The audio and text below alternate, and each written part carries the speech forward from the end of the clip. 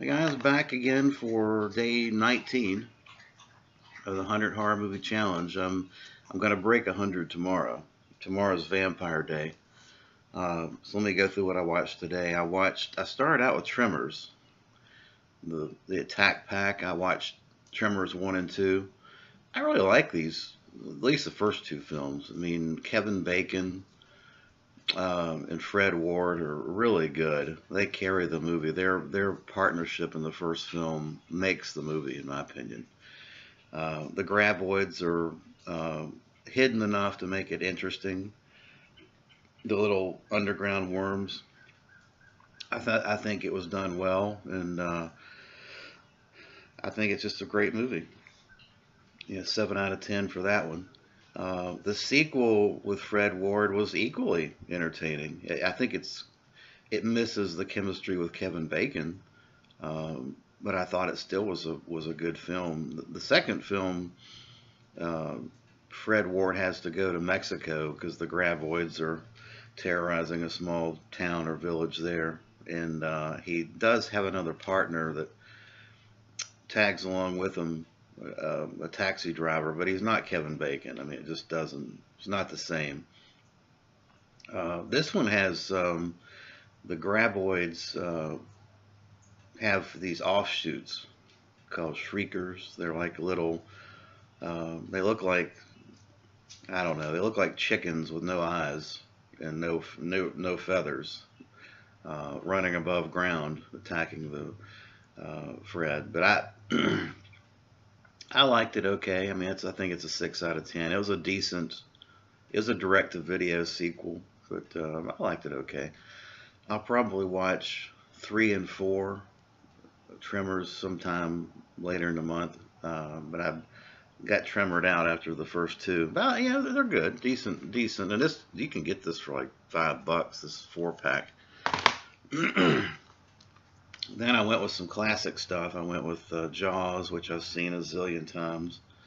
Um, uh, I don't really need to say anything. This is a 9 out of 10 movie. Uh, I think Robert Shaw, to me, makes the movie. His portrayal of Quint is unparalleled. I think he just did a tremendous job. And that's not to say Roy Scheider or Richard Dreyfuss did a bad job. I thought they were great as well. But for my money, Robert Shaw and his fight with Bruce the Shark is the movie.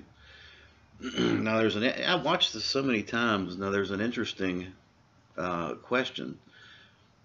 When Quint hooks a fish when they first go out to sea, and then the line snaps, we don't really ever. I don't think it ever gets resolved. Who's right?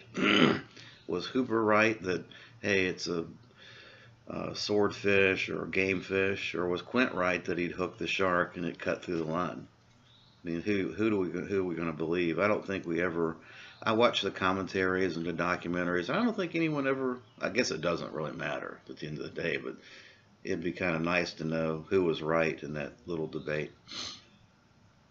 I recently saw this on a big screen at a kind of a retro movie night at the movie tavern, and it's it's great, on the big screen. And as a kid, back in the '70s when this movie came out, I got to go see it. So I saw it for the first time in a packed theater.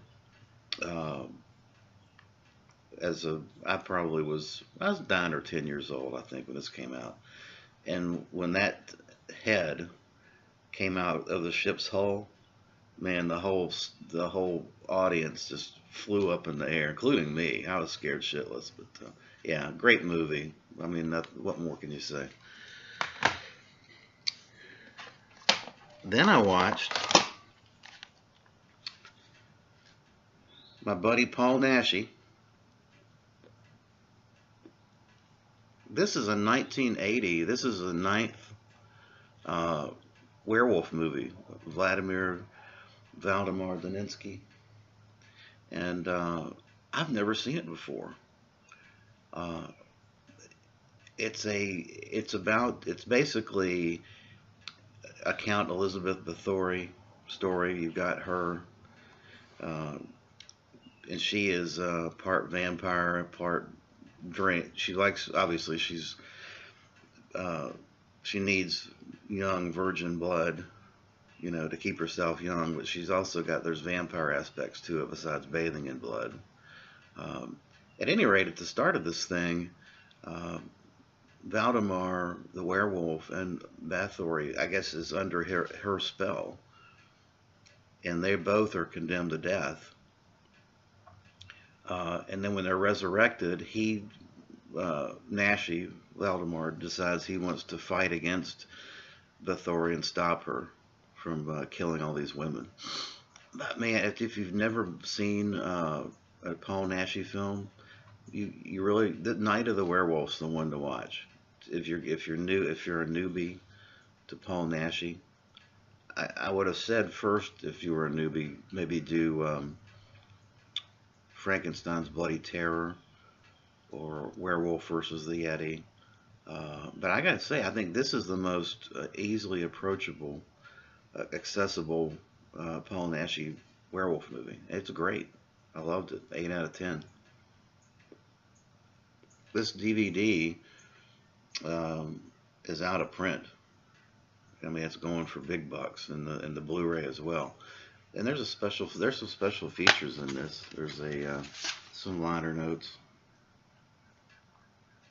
It was called The Craving in the U.S. I don't know how I had this.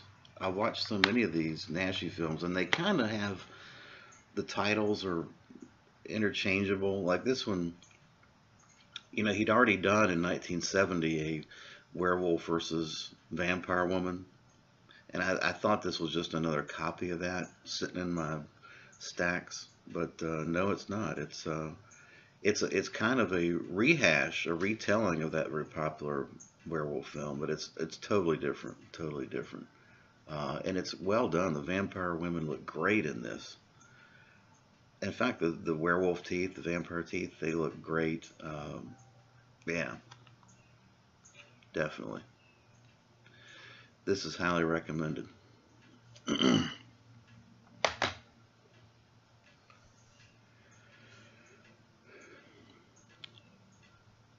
Okay, last up, I think I've got some kind of a masochistic streak here because, well, I guess I just need to get these out of the way and watch them. This is Howling 5, The Rebirth. It's supposed to be based on books 1, 2, and 3, and it has no resemblance to 1, 2, or 3. And it's a sequel in name only. It's shot in Budapest. It's a 1990 film shot direct to video. The guy that directed, Neil Sundstrom, never did anything else. It's better. What can I say about it? It's a 4 out of 10. I don't hate it. The acting is horrible as usual. I don't know where they're finding these people that seem like they just sleepwalk through these movies, but you just want to poke them to see, hey, are you alive? Or, I mean, I know you're delivering lines. I can see that occurring, but we're in a horror movie. There's supposed to be tension, and everyone's just kind of walking through this thing. I will say the scenery, it was shot in Budapest, and there was a castle in Budapest they shot it at. It looked pretty good. So the scenery and settings were good, but if you've seen any other the sequels, the other direct-to-video sequels, it's the same crap. And they do a lot of point-of-view shots, I guess, to avoid spending money to show a werewolf. Anyway, it bears no resemblance to the other sequels. There's a prequel where there's a family that's massacred in Budapest in this castle, and then they get these 1990s looking 20, 30-year-olds to vacation at the castle 500 years later, and the werewolf attacks them. It's crap. It's a 4 out of 10. Anyway, that finished my day, and I will be back for day 20.